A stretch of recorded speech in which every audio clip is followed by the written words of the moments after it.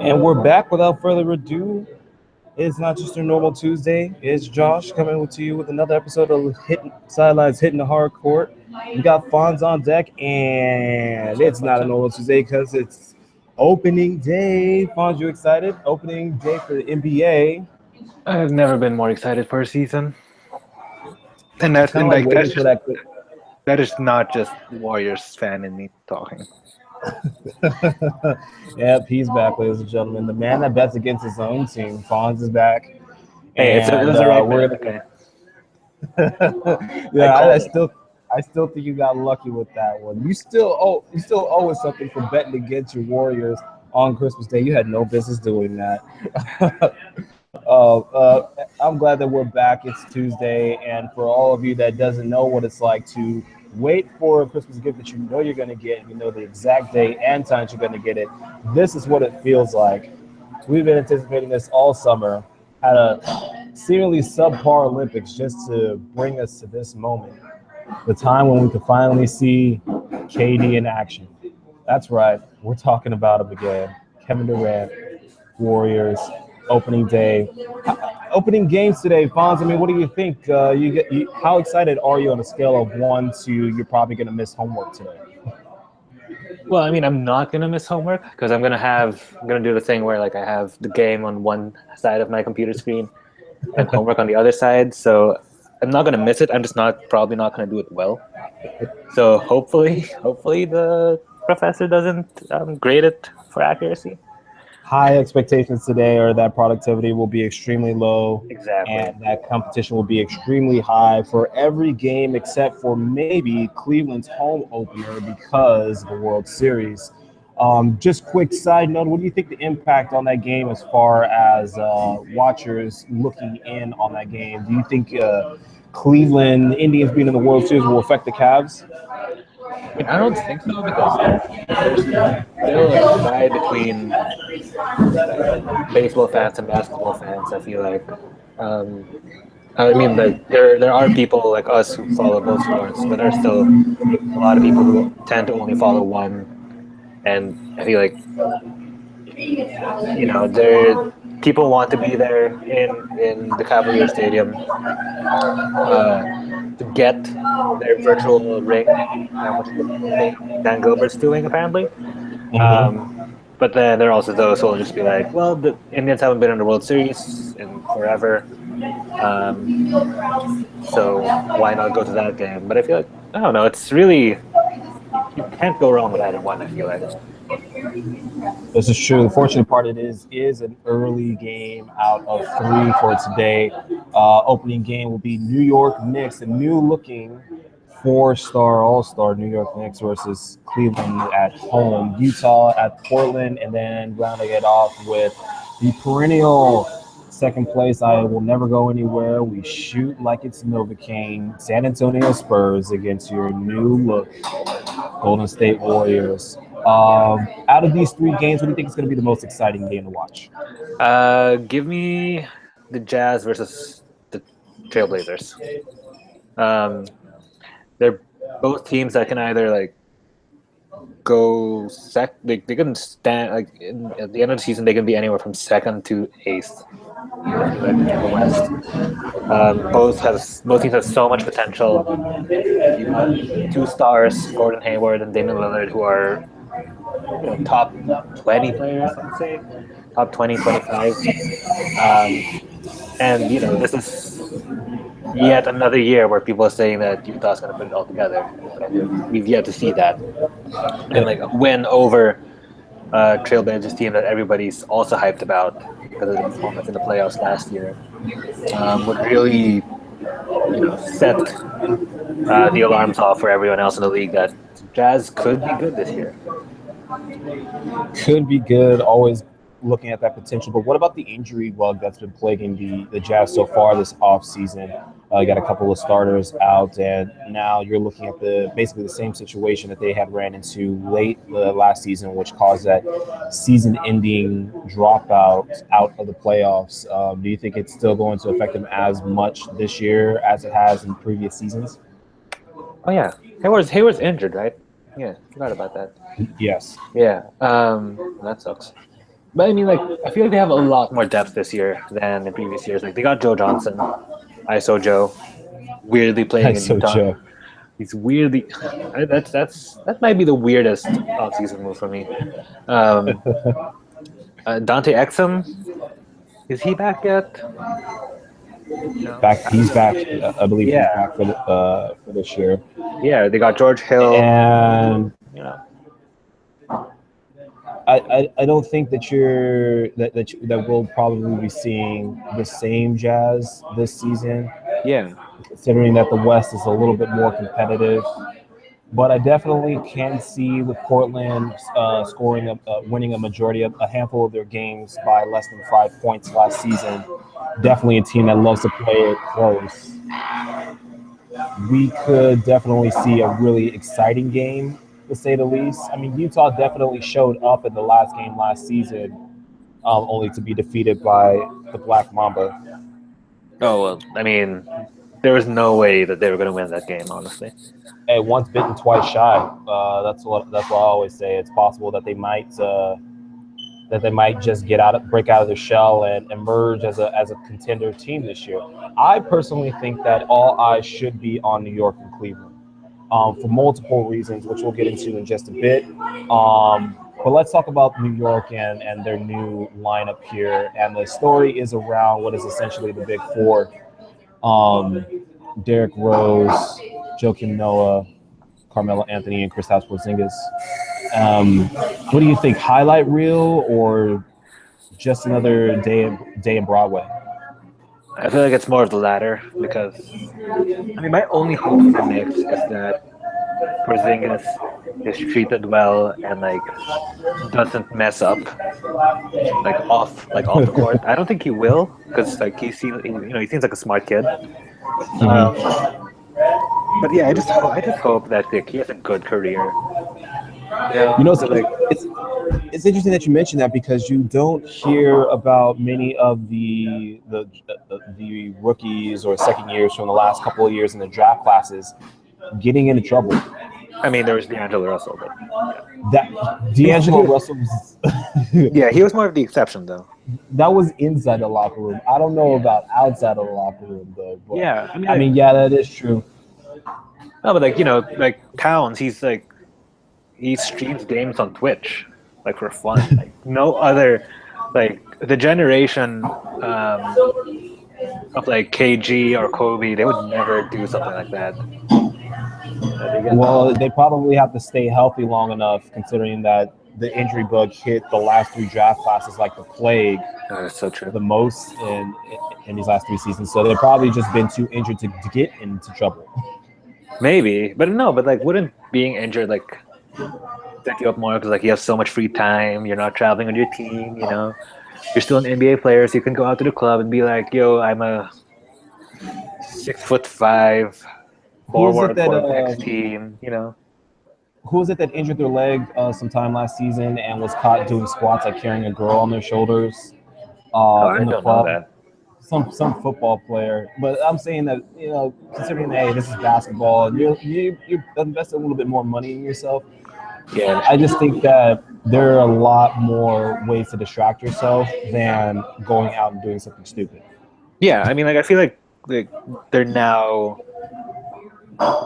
they're like less Nick Youngs coming to the league, Right. like less J.R. Smith. It's like these kids like they just want to play basketball, they want to have fun.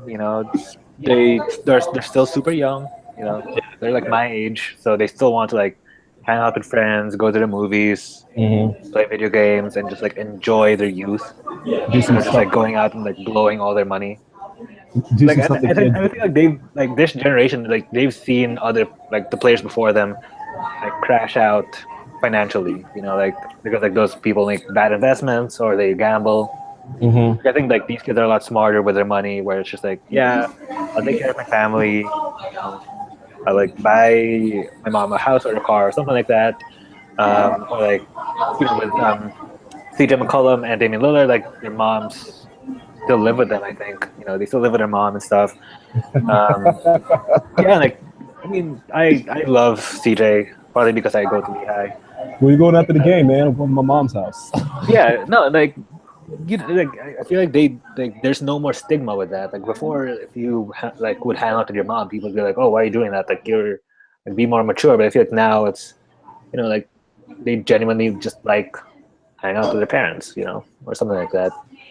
Definitely is something to look at as far as how anyone getting into the third year.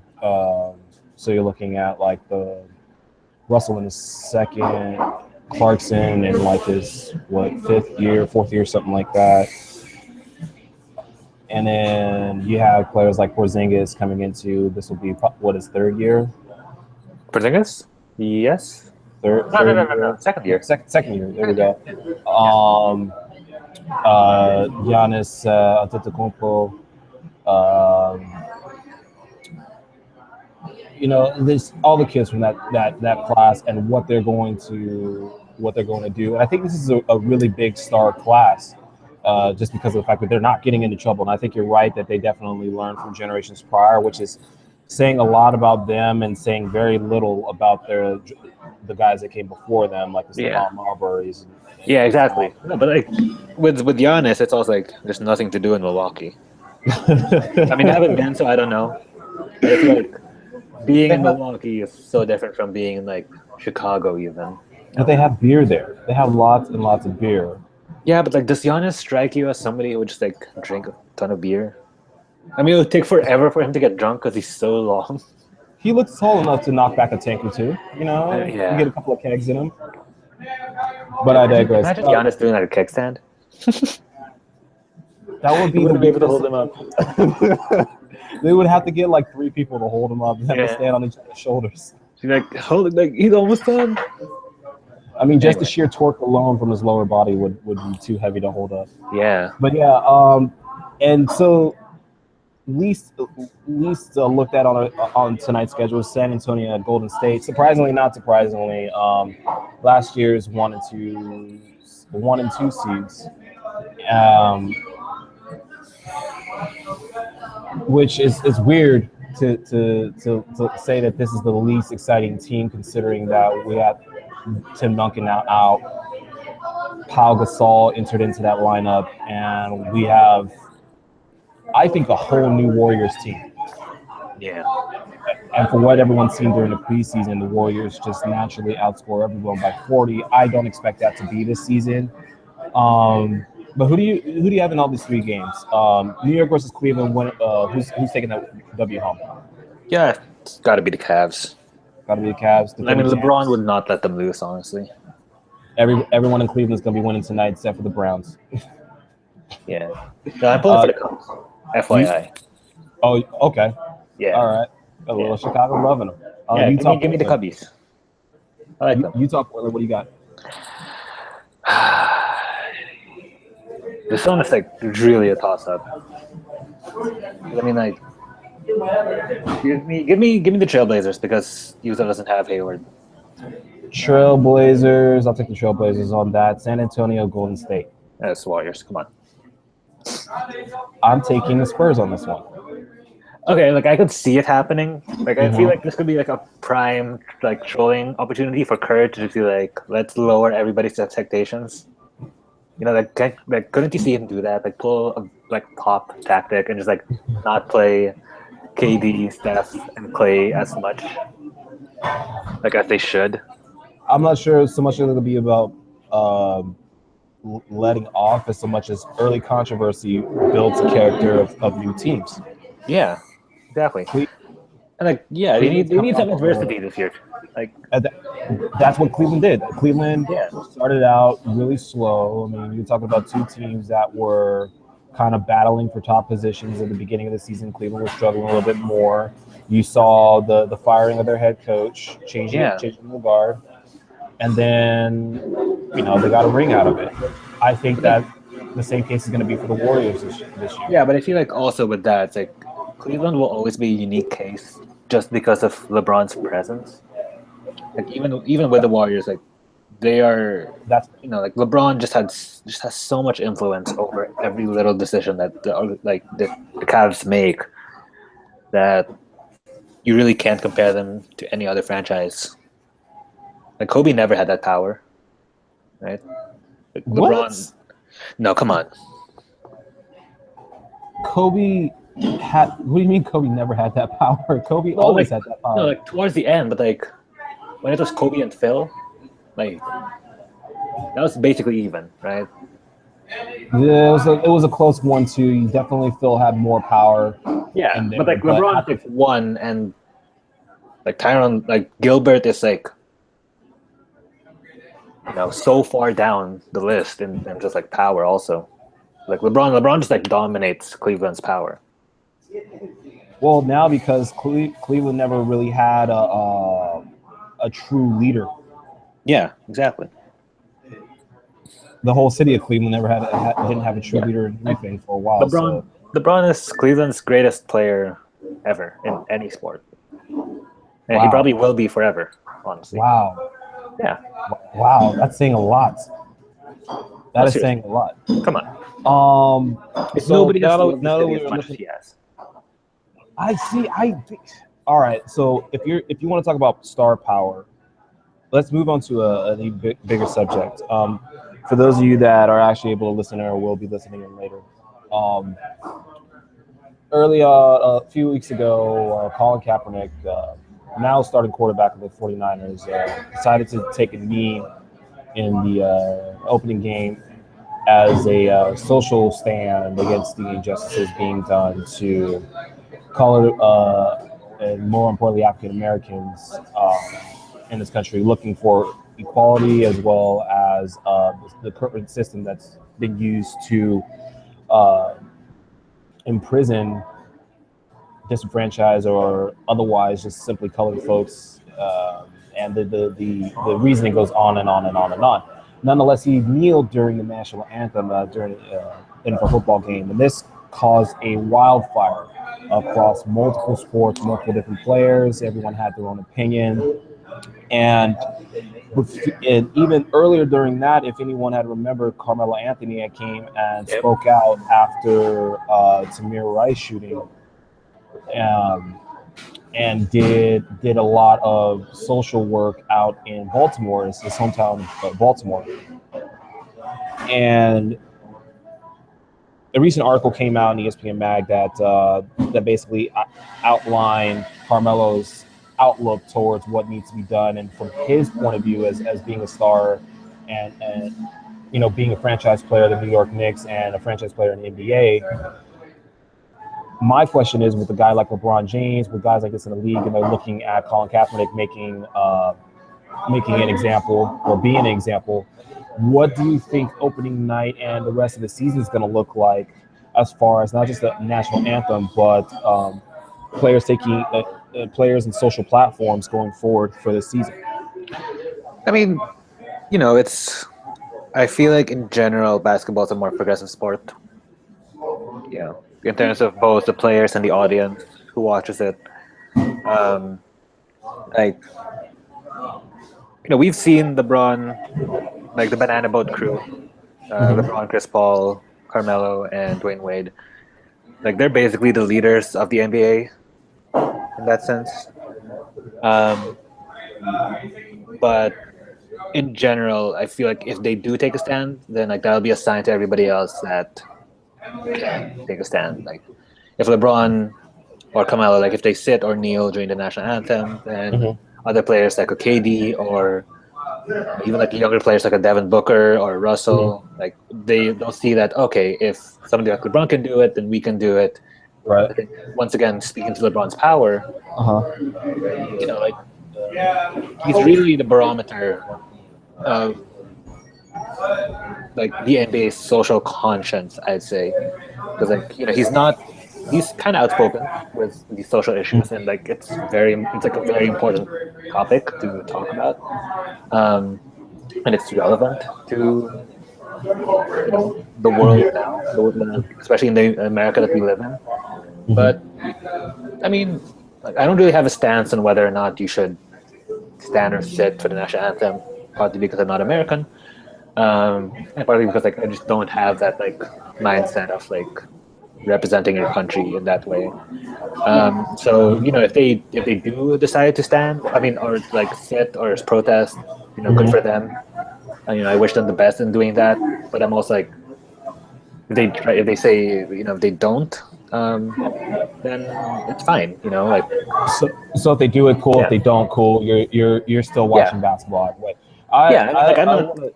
Yeah, I'm never gonna be one of those people who's like, oh, it's like, Right. it looks so like Oh my what they're god. doing is so insane. Oh no, I won't watch basketball. Like, I still view it. It's a game. In the end, like, it doesn't affect our lives like that much. That's actually really interesting that you take that, like, not only I see your perspective on two fronts. You don't make the full claim to, yeah, I live in America, I go to school in America, but I'm not like, I wouldn't say like that you don't have allegiance to America, but so much more like if someone does something that someone else that claims to be American is offended by, you're not as offended by or offended at all by it, which is always interesting. And then again, as a sports fan, you see the separation of this issue and sports itself, which is good. I say as well. Yeah, there is definitely that separation for me. For me on the for LeBron James, it's a question of if he's going to take a stance. For the rest of the league, it's more of a win. Yeah, I guess. Yeah, When and how often, because I mean we have already had many instances of this happening across other leagues as well. You had after some of those police shootings, you had players from the WNBA in standing in solidarity with in their Minnesota, right? yes, Yeah, with the black shirts on over their jerseys. yeah, You had a couple years ago after the Donald Sterling issue with NBA players taking their uniforms, their war uniforms, tossing them in the middle of the circle, wearing their jerseys inside out. They still played, yeah, but nonetheless, they still demonstrated that. You had Megan Rapinoe taking a knee in a friendly game yep, across the pond as well. You have this happening with high school and middle school yeah, players exactly. now taking a knee, and so Yeah, it's definitely the trend. And again, I'm not saying this as sort of like this is trending, but so much more that people are noticing and people are taking the stance because and you see it reflected mostly in of sports players and athletes where the majority of them are coming from either disenfranchised neighborhoods or from teams of color or a combination of both. But what I'm wondering is when someone from, say, like Chicago is going to take a knee, when someone from somewhere out in Texas is going to take a knee, when someone on the Clippers is going to take a knee. Because I think that this issue is here and I think it's more accepted. It's been assuaged um, thanks to the NFL. But I just wonder if when it's going to happen and if LeBron James is going to take leadership on this or if it's going to continue to go through Carmelo Anthony. yeah, no, because I feel like didn't he do thing with hoodies after the Trayvon Martin shooting? Yes. Yeah, like, I don't know who like was the ringleader in that and like doing that, but Ron Wade actions, if they feel like something is necessary, they will do it. Dwayne Wade did it. Dwayne Yeah, Wade did it, okay. and he had a black hoodie on right after the shooting. He posted it on Instagram. I remember because Yeah. I liked it and I Yeah. reposted it. And like, once again, like, yeah, as you said, like, so many of these guys come from a background like that, where like Draymond, he in Michigan, like he didn't grow up easy. No. He He had didn't, like, Kevin. who knows what he could, like, where he would be now if he didn't have the basketball talent within him, and same thing for LeBron, like growing up in Akron, Ohio, like, he loves the city. We can say the same thing for Kevin Durant growing up in DC. Yeah, exactly. So, like, these guys, they know what they're talking about. Honestly, if they're like any experts in What's going on? in what's going on, I feel like it would be in the sense that they're like celebrities in quotes. They would be the best.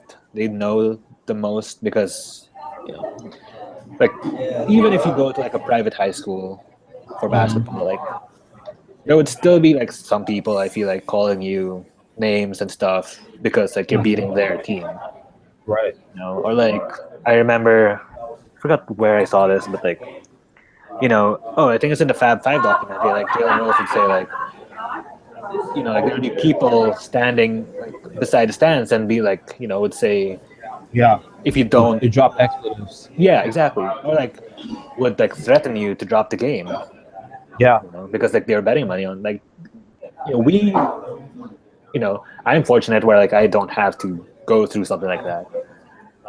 That's why like I understand, like I try as much to understand like that they know what they're talking about. And, like if they feel like something is necessary to happen, I feel like I should trust them.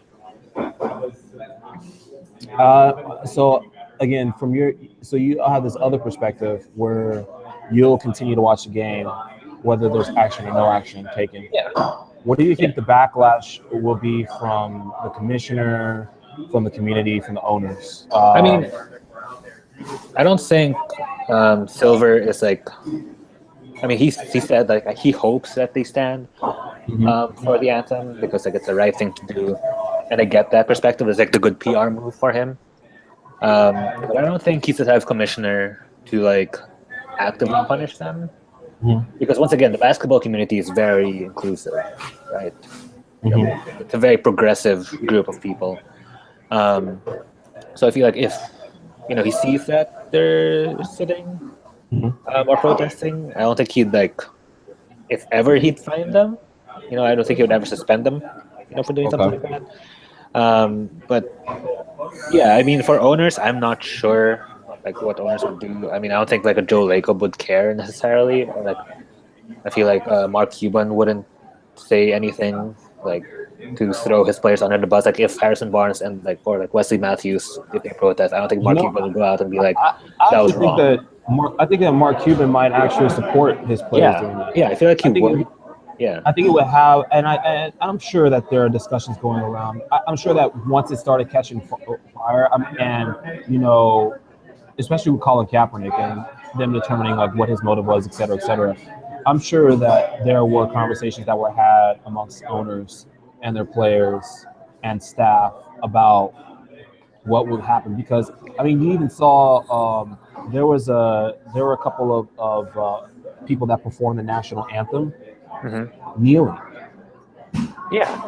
And some people saw that as an oxymoron, some people saw that as being patriotic, et cetera. Yeah. And I for one think that these conversations have been made, they have been discussed, and the NBA is sort of ready for it.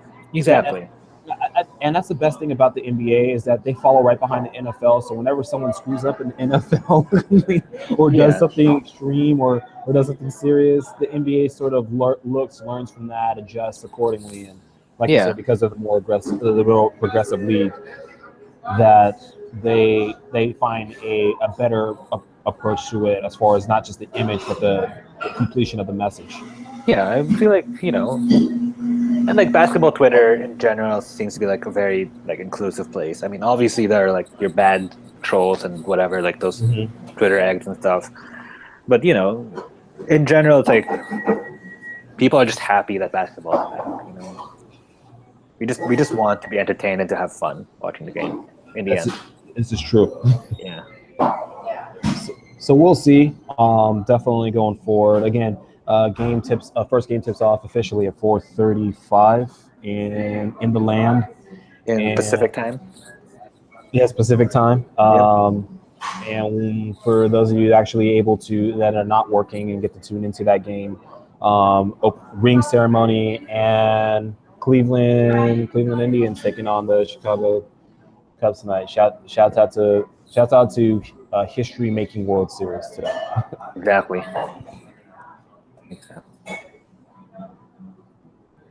So moving on here, Fonz is always loving to bring his knowledge to the table, and so he had a few questions that he wanted to put out there, and we'll definitely have these up later. Fonz, you want to go ahead and take it from here? Yeah, sure. So basically, these are like, well, we can like make this like a quick fire round. of 5 questions for the 2016 NBA season that I have. Like I just thought of these yesterday when I was bored in class. I still paid attention, don't worry. But yeah, it's basically just like 5, general storylines or things to think about as the season goes on. The first one is, how can there still be teams who are building rosters with little to no 3-point shooting? I mean, you have like 2 of the teams are like the Bucks and the Bulls. They basically have one guy who can shoot threes well. That's Mirza Teletovic for the Bucks and Nikola Mirotic for the Bulls. And Well, everybody. that's been the easiest thing. That's the easiest question to answer. I mean, I can give you the answer right there. Spacing is not just about having 3-point shooting, or I mean, you want to space the floor as wide as possible. But the biggest issue is you don't have players that can shoot a jump shot.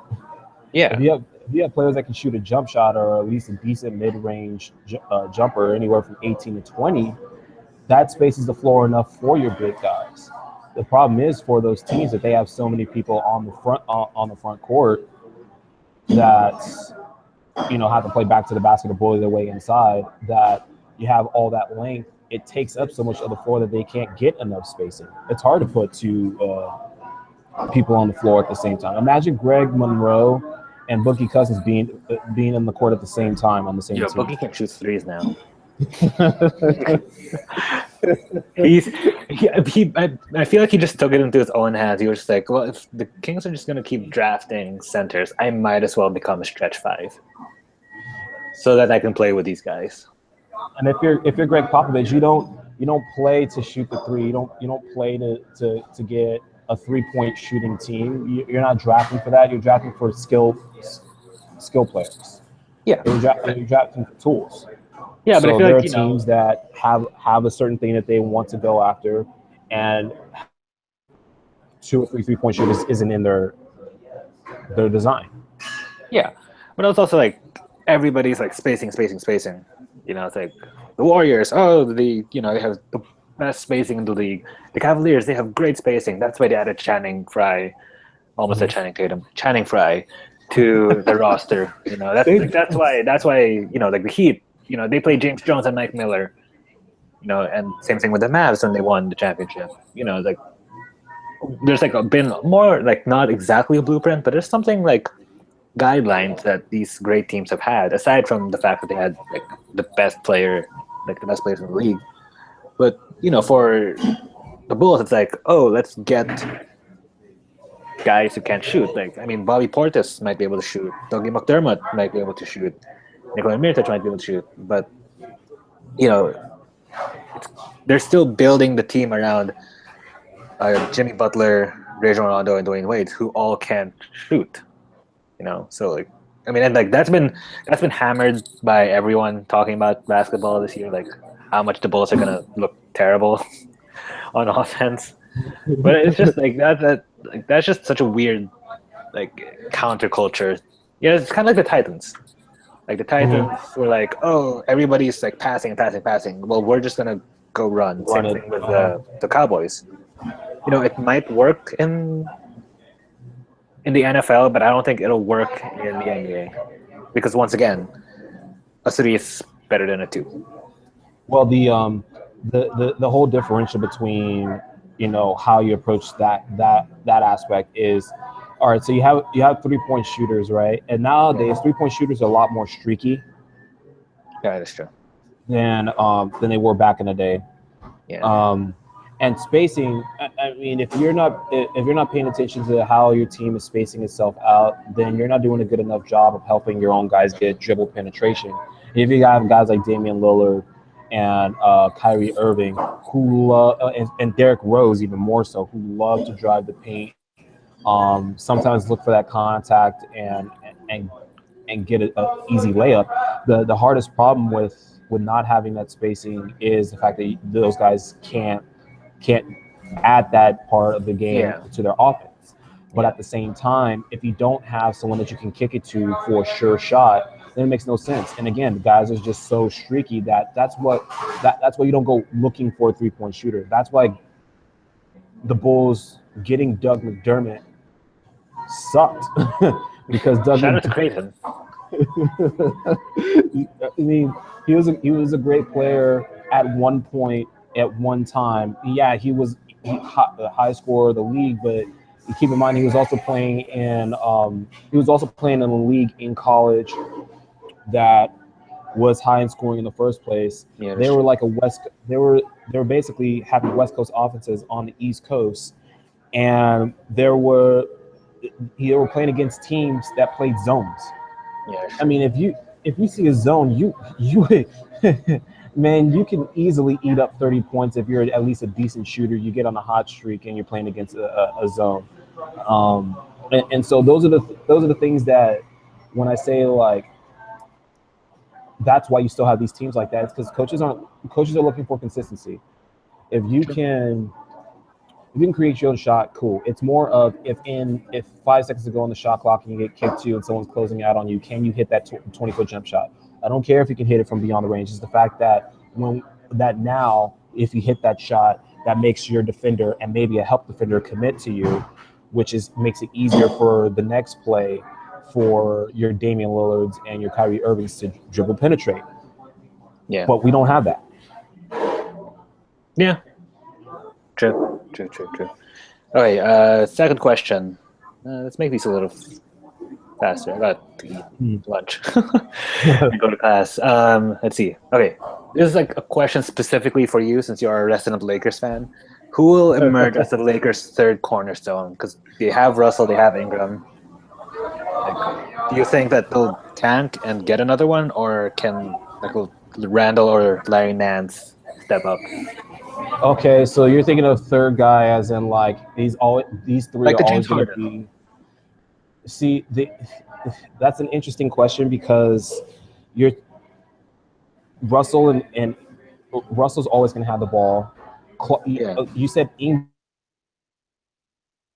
Like an Ingram. That loop simply because of injury and how he's been handling the ball and his poor relationship with the last couple of coaches.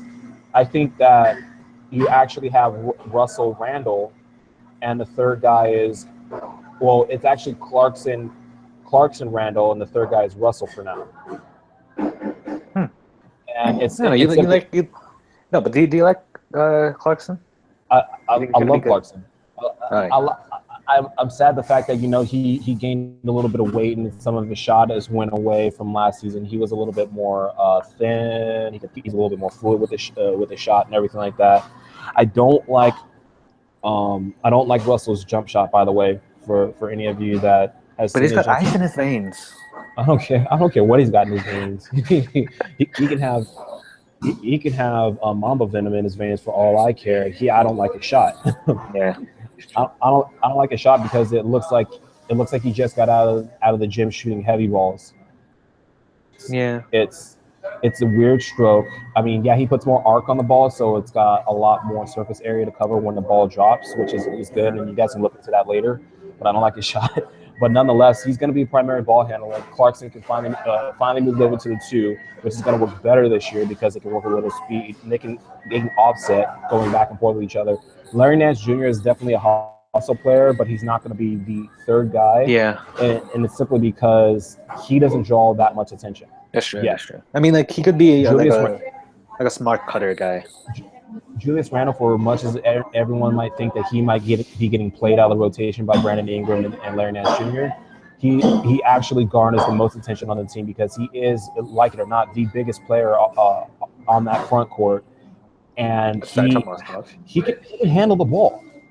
That's true. That's what no one really realizes about Julius Randle. I mean, they were boneheaded plays, but he could take the ball coast to coast and score. And that's something very, very dangerous when you have a big guy that can handle the ball, because it means he could pass and he can hit some back to the basket shots. I think that he's the second guy, but he just needs to work into that rotation. So again, third guy is going to be Russell. Later in the season, you'll probably see Ingram get worked into the rotation, but he's not. He's got a great jump shot, but he needs to get a little bit stronger. I don't want to say Yeah. I don't want to say bigger, but just stronger, so that way he can work a little bit deeper into the post early on, give him some room to work with. True. Okay. Third question. Give me the West's second best team. It's always going to be the Spurs.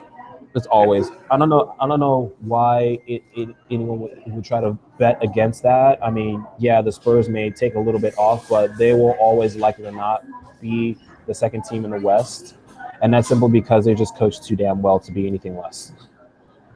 Yeah, probably. But I mean, like, And okay, if they trade Aldridge, maybe they won't. Like, if I don't know, like, have you seen that? The fact that like they might trade Aldridge during the season. it wouldn't be a surprise to me considering Yeah. Aldridge's health problems and the way that he underperformed going into the playoffs.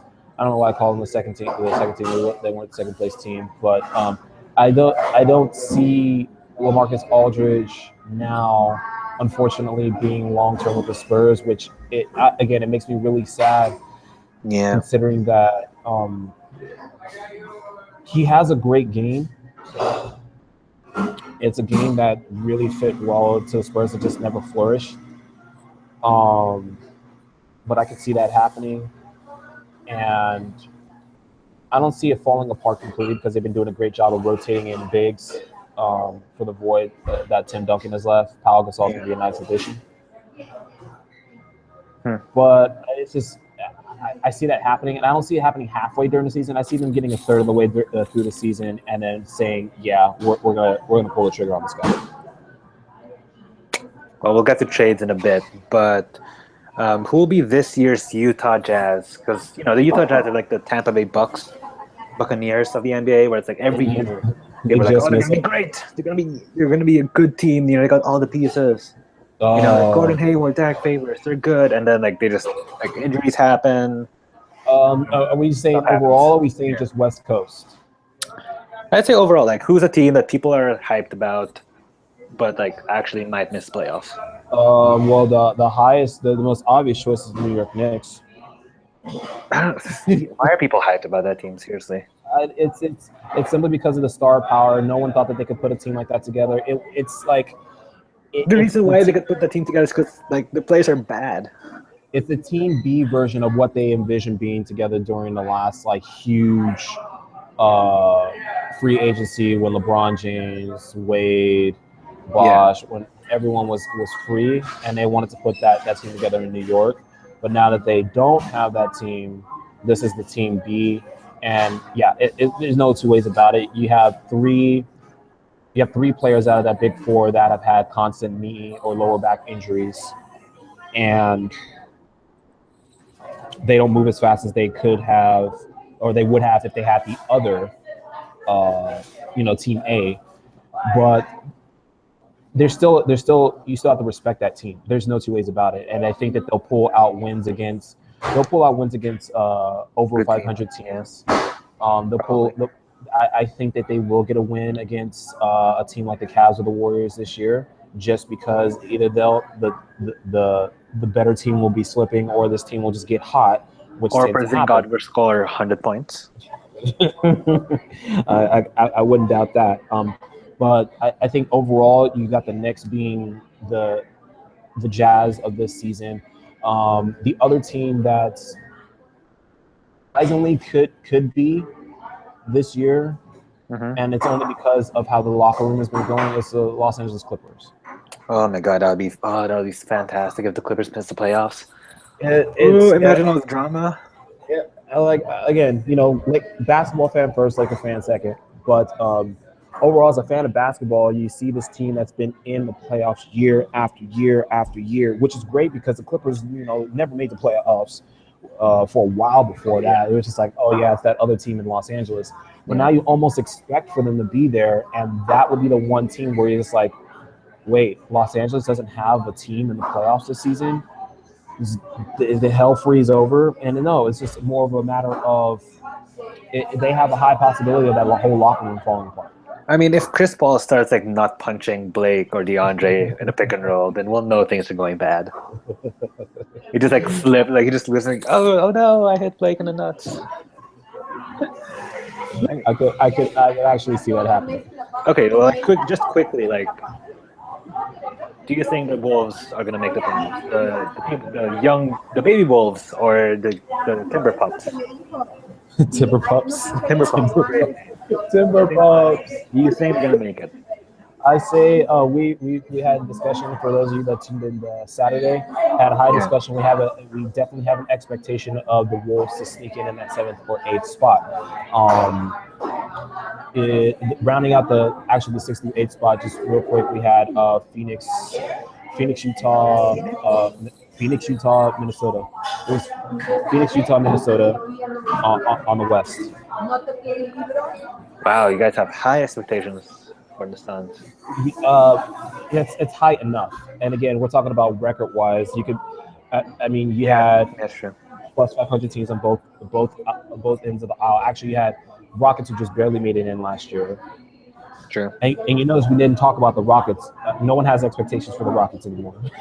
Just give me the Wolves, Warriors first round playoff series. I think That's all I want. that. I wanted Warriors Utah last year. I just wanted to see Utah in the playoffs. Oh yeah, like the Jazz, like they're a good matchup against the Warriors. Rockets thanks for Especially- ruining round one. You did Yeah, exactly what like, I thought you would. You know, everybody needs to see Gordon Hayward's beautiful hair. Seriously, that thing is like that. What Like, is this podcast? I haven't had enough coffee for that comment. I'm serious. Like, I haven't watched a whole lot of Warriors games because tickets are really expensive. But I watched the Jazz last year. Dude, that thing just doesn't move. It's amazing. Start to finish, no matter how much like he gets hacked. It just chisels it. It's just, Yeah, I mean, like I feel like it's like a shield around it. Okay, last question. Who among these four? I mean, I feel like. I mean, we already covered Aldridge, so let's narrow it down to three. Which one of these three could get traded this year? John Wall, Boogie Cousins, or everybody's favorite fashion icon, Russell Westbrook?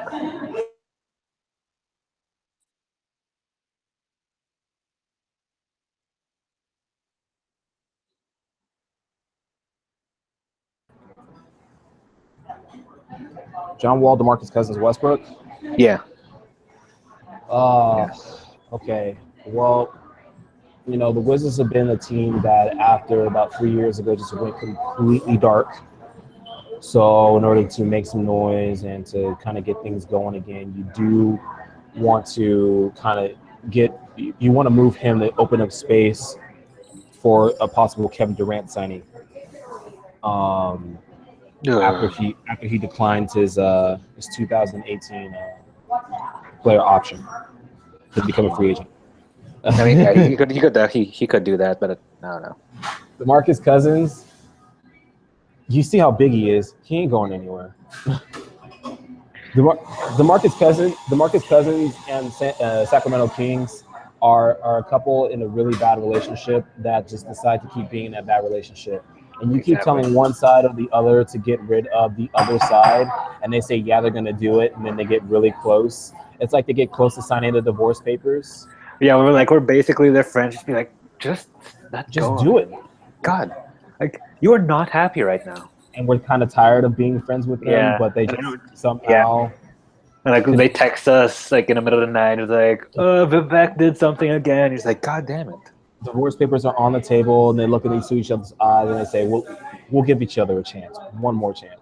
So he's not going anywhere. Okay, we need to make a TV show of Boogie Cousins and Vivek in that inside relationship. It'll be on TNT. It'll be equivalent to Basketball Wives. Oh my gosh! And like the all it would be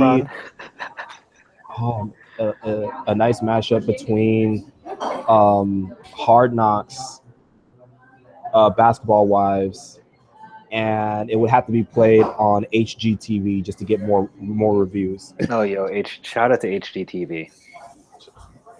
Man, I've never seen so many episodes of Property Brothers. I can tell you right now how many walls in the Starbucks are weight bearing. That's when you know you've gone too deep. Hey, when the property when these guys they show up in your NBA Celebrity All Star game, you know they've made it. Yeah, You know that's you're true. watching the Red TV show. And getting to our last one, you don't want to talk about trading Westbrook. That deal went off the table on two fronts. Durant going to the Warriors and Russell Westbrook re-signing for the huge contract deal. Yeah, And no, I but like, think couldn't you see it being like, the Westbrook are like 5 games below 500 in the middle of the season. Like he's been averaging a bajillion points, here's like how you 50 trade. rebounds and 20 assists, but like Steven Adams and Victor Oladipo just aren't cutting it. Like Here's he's how you trying to get trade his Westbrook. upside. The only way you do that is if you build another team in Seattle. Oh yes, please.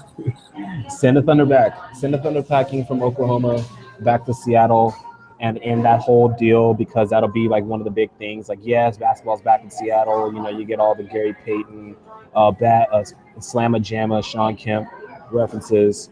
You have a Russell Westbrook trading, and then the whole year would be no one will care about the land. No one will care about the Warriors. It'll be all about basketball back in Washington, Seattle, Washington. So that's the Yeah, only way that happens. But no I one's mean, trying. like, No one's yeah, I that dumb. visited. I visited Seattle over Christmas break, and I was like, I would move here if they had a basketball team. I swear, like, because I don't like the Hawks. That I mean, would it's actually be good. That's saying a lot more about the city than it is about the yeah, impact it's of just like basketball. as I said, it's like a colder, Portland. well, like more damp, I'd say, because San Francisco's freezing, and like at this point, a cleaner and sadly like a less hobo-filled San Francisco. I love San Francisco. It's a great city, but there are a lot of hobos, honestly. Really not. Yeah. Nonetheless, I really think that still Aldridge is on the top of the list just because of performance wise, and then I don't know. You can't trade. It's not that you can't trade Cousins. It's that there's no deal good enough at all. Celtics, come on. There's like flat out like Yeah. there is no deal that's good enough to No, trade yeah, DeMarcus Cousins. that's true. You, No package will be worth it. all you're doing is you're doing a 1-for-1 trade. You're doing a star for an all-star. And even still, whoever's trading away their all-stars is losing their star. That's true. Ah, okay, well, those are the 5 questions I have for the Yep. 2016 season. Before we close out here, just a quick wrap up.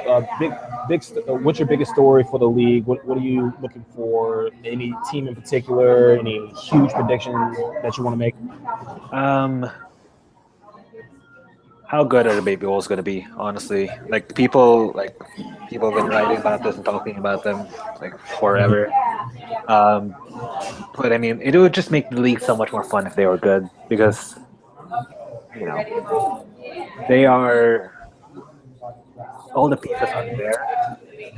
You know, the only thing lacking is like KG coming back as an assistant coach to Tibbs and just like being like a motivator, just like see him on the sideline, just like slapping Town, just being like, get in the game, or like shouting at Rubio in Spanish. Like it would be so much fun because that's just a fun team. It's a good kids, as kids are my age, good kids. Rubio is like the vet, 26. And Rubio's just like a fun personality. Like Chris Dunn might not be a good scorer at all. If you look at his shot chart, Wiggins, Towns, Levine, they're all exciting. They even had the token evil European bad guy in Pekovic until he went down with injury. All the pieces are there. They're the most interesting team to watch, honestly. Aside from the Warriors. Big story this year: All-Star break. Period. True. That's North Carolina, right? That's going to be. Well, no. No, I think wait, where'd they move it? New They Orleans? moved it to Philadelphia or New Orleans, one of those two. Yeah. And big story on for 3 reasons. It got moved. North Carolina. Yeah, you know what? That's why you guys got to go out and go vote. That'll be for our next podcast. The election podcast. Second reason, great things happened during the All-Star break. We're talking trades, trade deadline. That's definitely what we're going to be looking forward to. Aaron And Gordon defending his title. that's exactly Eric. Devin Who's defending the title? Contest. Who's defending the title? Everyone says that Eric Gordon won that dunk contest, and he did. I think he won the dunk contest too, hands down. Yeah. But hey, you know, when it comes to a tie, you got to give it to the champ. That's just how tiebreakers work. You got to beat the champ. You can't just tie the champ. I guess.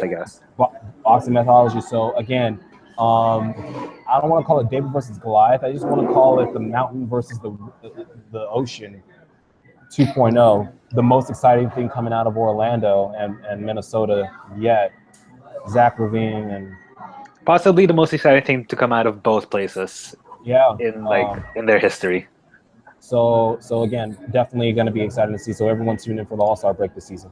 True. Oh, but that's so far away. Season is just starting. Hey, so everyone tune in tonight. Again, games New York versus Cleveland tips off at 4:30. Whether you are in dual cast with the World game of the World Series or you're completely tuned in, we hope that it'll be an exciting game. Thanks for tuning in to the Hitting the Hardcore podcast. Again, I'm Joshua, and thanks, Franz, for joining us today. No problem. We are officially signing off.